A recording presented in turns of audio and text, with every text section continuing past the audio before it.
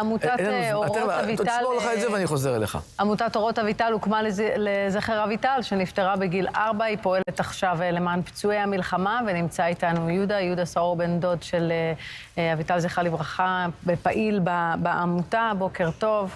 בוקר טוב. מה שלומך? ברוך השם, מעולה. אז באמת ספר לנו איך הכל התחיל. אז ככה, לפני בעצם 6 שנים, באוגוסט, בדודה שלי, אביטל נזרית, ילדה בת 4.5, טרגדיה גדולה, טובעת, ונפטרה, ובעצם... בבריכה פרטית? בריכה פרטית, כן, בצימר, בצפון. ואז יש שברון במשפחה. כן, המשפחה קיבלה את זה מאוד מאוד קשה, הייתה ילדה מאוד מאוד שמחה, בת הזקונים של המשפחה, ילדה מאוד שמחה, מאוד מיוחדת. ומאוד מאוד קשה ככה לאבד אותה. ובעצם מאז חשבנו איך אנחנו להנציח אותה ואיך להעביר את האור שהיה לה, והמשפחה בעצם הקימה את העמותה. העמותה קיימת כבר 5 שנים כמעט. מה זאת אומרת? מה היא אומרת העמותה הזו? מה היא עושה? אז זהו. אז העמותה פועלת ב4 מפעלים, ברוך השם עמותה מאוד גדולה. יש לנו את המפעל המרכזי שזה בתי החולים, אנחנו עוברים בכל בתי החולים בארץ, משמחים חולים. ויש לנו את הגמ"ח של משפחות נזקקות, יש לנו את המדרשה ובית המדרש, שבעצם כל המפעלים האלה נועדים לזכרה. המפעל שאני אחראי עליו זה בתי החולים. בתקופת המלחמה, אנחנו, מ-7 לאוקטובר, כולם קיבלו צו 8, אנחנו קיבלנו את הצו 8 שלנו, בבית חולים סורוקה, שאני אחראי עליו, היינו שם יום ולילה, מהבוקר, היינו משמחים, עברנו מהפצועים בנובה עד חיילים בכל היחידות, יחידות מובחרות שהגיעו, והכל היה כל כך אלם וכל כך קריטי המצב הנפשי שלהם, וכמה... הגיעו אנשים שבורים, ואנשים שמאוד מאוד קשה להם, ובאנו, עשינו להם את השיר שהם אוהבים, ואת מה שהם ככה ביקשו, וזה באמת הכריע אותם. אתה רואה איך פתאום החיוך חוזר על הפנים לאט לאט, איך פתאום השיר הזה... אני רוצה לארגן לאנשים, להחזיר לצופים בבית את הסיפור. יש משפחה שעברה טרגדיה, הילדה טובעת בבריכה, ועכשיו אנחנו לוקחים את זה למקום טוב, אנחנו לוקחים את הדבר הזה ועושים טוב. בגלל שאנחנו עברנו משהו נוראי, אנחנו ניקח את זה ונתחיל לעזור, נעשה גמחים, נשמח חיילים, נשמח פצועים, נשמח חולים. אנחנו ניקח את השם של הילדה אביטל, ונהפוך את זה למשהו שישמח את עם ישראל. אז אנחנו, כמו שאמרתי, לקחתם את זה למקום חיובי כדי...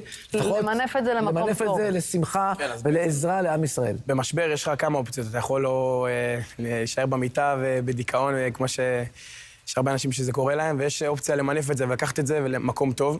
ובעצם, ברוך השם, העמותה פועלת בכל הארץ, והיא גודלת וגודלת, ברוך השם. וכל אחד במשפחה קיבל תפקיד מה הוא לוקח, נכון? אתה לקחת, אמרת את הבתי חולים, את הפצועים. כל אחד לא רק במשפחה, גם הרבה אנשים מבחוץ, ברוך השם, כל מי ששמע את הסיפור של אביטל, גם כשהיינו מגיעים לבתי החולים, רואים את התמונה שלה, רואים את הסיפור שלה, היו פשוט מתחילים להתרגש ולבכות, ואיפה אפשר להתנדב ואיפה אפשר להגיע. וברוך השם, זה תפס תאוצה מאוד מאוד גדולה. ומאז לקראת ההזכרה לשנה השישית, גם החלטנו להפיק איזה קליפ מאוד מיוחד לזכרה. כן? קליפ בשיתוף עם 2 זמרים מאוד גדולים, שילה אליה ושלו רוקח, כן. שבעצם הקליפ הוא תיעוד מתוך בתי החולים של הפעילות ומשהו מאוד, מאוד מיוחד לזכרה.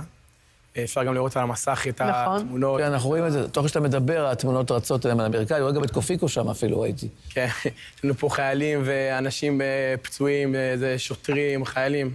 גם השר אוצר, סמוטריץ' מופיע.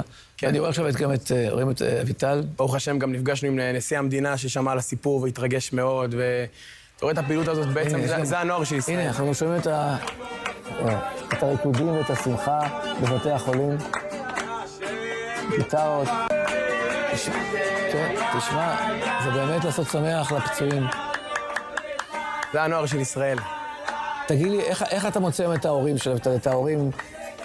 של אביטל, איך הם מרגישים? אמא ואבא שלהם, איך הם היום? ההורים של אביטל לקחו את זה מאוד מאוד קשה, זה לא פשוט לאבד ילדה.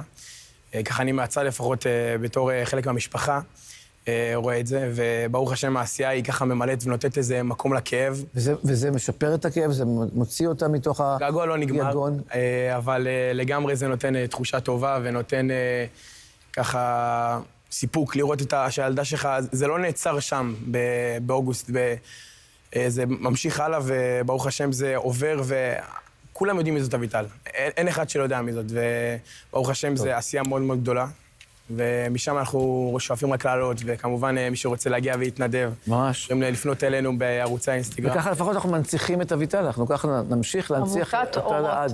לא רק בגלל ההנצחה, אלא גם בגלל העשייה המבורכת. זה שילוב מדהים של עשייה. תודה, יהודה, תודה רבה שבאת וסיפרת לנו. תודה רבה רבה, ואנחנו רוצים לעבור